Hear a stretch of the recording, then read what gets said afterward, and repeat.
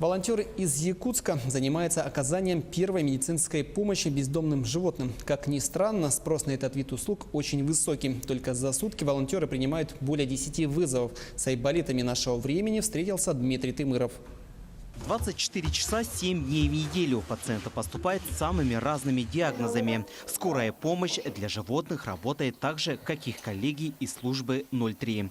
Волонтеры начали свою деятельность еще в 2008 году. С тех пор скорую ветеринарную помощь получили более 10 тысяч бездомных животных. Работаем мы только по бездомным животным, потому что им некому помочь, кроме нас.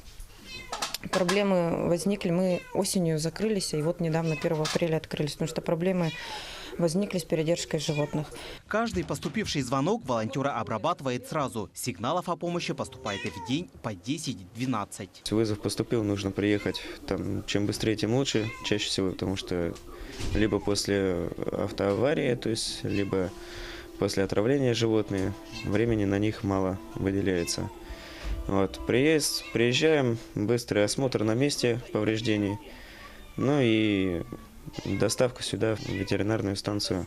В ветеринарной клинике уже опытный специалист осматривает животное и назначает лечение. Если животное в тяжелом состоянии, не очень крупное, конечно, мы оставляем в клинике. Сколько это дней занимает?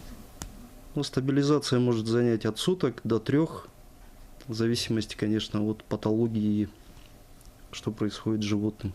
2,5 миллиона рублей. На такую сумму столичные волонтеры недавно выиграли грант президента страны. Эти средства они планируют направить на стерилизацию животных, а также на новое направление – морально-нравственное воспитание населения. В этом году волонтеры планируют посетить образовательные учреждения и детские лагеря. Цель – еще раз напомнить людям о том, что именно мы ответственны за тех, кого приучили.